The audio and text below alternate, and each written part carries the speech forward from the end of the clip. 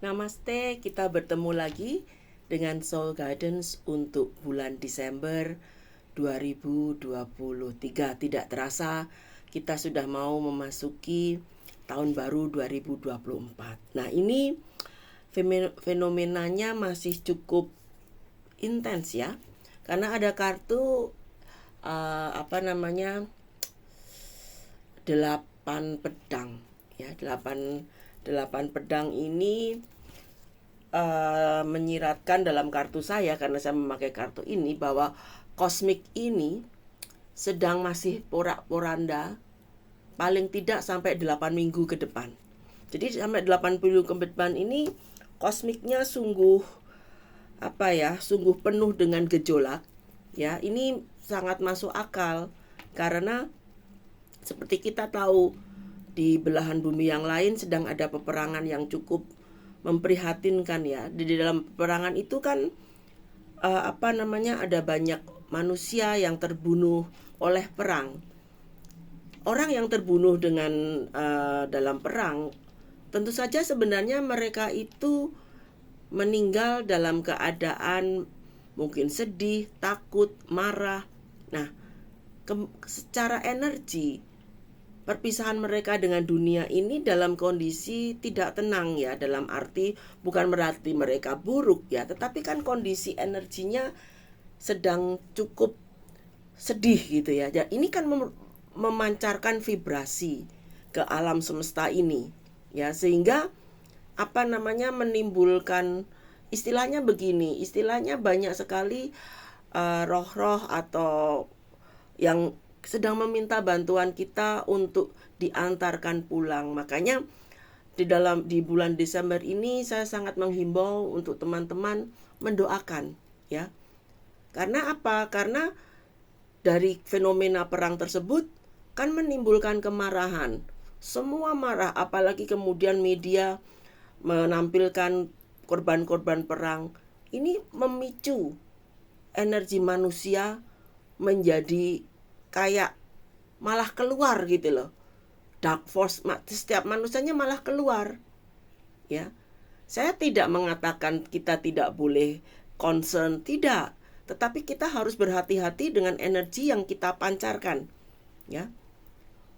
Sangat peduli, kita harus peduli dengan kondisi itu, tetapi dengan cara yang lebih penuh kedamaian. Karena dengan demikian secara energi ini dunia ini akan berakumulasi lebih damai ya, sehingga justru akan jauh lebih efektif dalam cara kita menolong ya.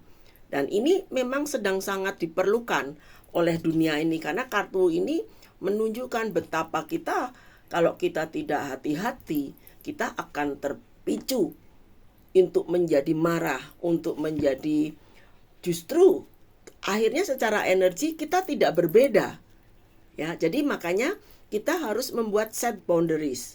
Jadi kita pancarkan energi welas asih, energi kasih sayang kepada semua makhluk yang sedang terlanda peperangan, karena semua orang yang terlibat menderita. Dalam perang tidak pernah ada yang menang, semua kalah. Nah, masih dalam rangka energi tersebut, ini ada kartu Ace of Sword ya, dan dengan simbol mahkota di sini karena ini memakai fenomena Kabalah ya, yaitu semacam sufismenya Yahudi ya. Ya bukan Yahudi, ya agama Yahudi, bukan Zionis. Ini don't get me wrong ya. Nah, ini menunjukkan bahwa ini sebuah simbol dari pedangnya malaikat Mikael ya. Malaikat Mikael konon adalah malaikat yang sedang diutus Tuhan untuk melawan Lucifer, kegelapan. Jadi kita memang semua ini, kita manusia ini sedang diutus oleh Tuhan alam semesta untuk melawan kegelapan di dunia ini, kegelapan batin terutama ya. Jadi kita harus selalu, tak henti-hentinya harus kita lawan kegelapan itu dengan cara welas asih. Jadi kita tidak boleh justru misalnya kemarahan kita harus balas dengan marah, nanti tidak akan pernah selesai siklus dunia ini. Dunia ini tidak akan pernah selesai dengan demikian. Nah, jadi dengan kata lain, malaikat Mikael kalau dalam filosofi Hindu, beliau juga seperti Dewa Siwa. Jadi seperti Siwa sedang harus menari. Padahal kalau Siwa sedang menari, dia menjadi Siwa Nataraja, dia kosmik ini memang akan beliau hancurkan.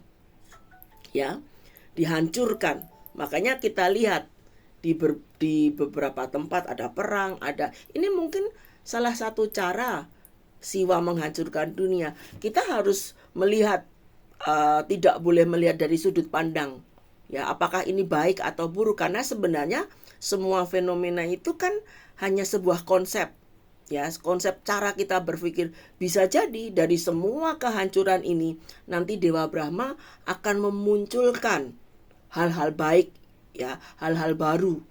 Mungkin pandangan baru kita tentang kemanusiaan, pandangan baru kita tentang dunia, pandangan baru kita tentang bagaimana memandang hidup, semua seperti satu fase baru.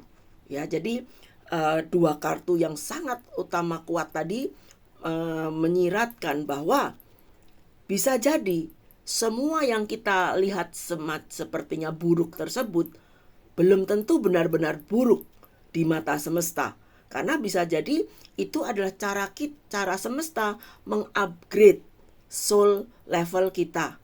Bagaimana kita melihat bahwa semua orang itu pada dasarnya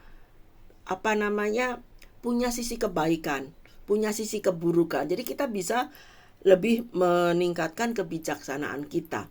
Nah, sisi bagusnya, ya, dari semua fenomena ini, sektor-sektor pekerjaan ini sedang mulai membaik.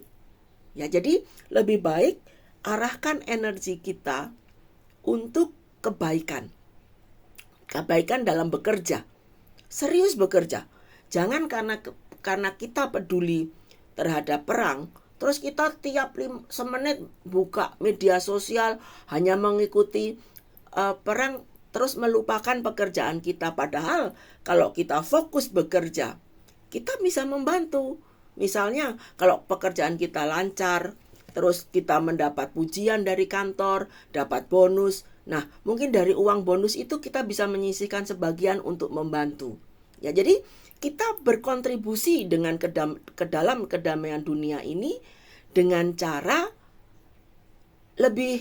saya pikir lebih elegan dibanding kita menginvestasikan energi marah seperti itu. Jadi jangan sampai kita ikut kepancing pada dark force atau kegelapan, atau kalau di Hindu itu semacam Kali Yuga ini, yang sedang sangat Kali Yuga ini. Kita jangan kepancing dengan itu. Ya, makanya untuk bulan Desember akan sangat bagus kalau misalnya Anda bisa melakukan retreat, atau Anda bisa lebih banyak berkontemplasi, mereview, sebarkan kedamaian, kasihanilah semua orang yang terlibat dalam peperangan. Karena baik orang yang menyerang maupun diserang, keduanya menderita.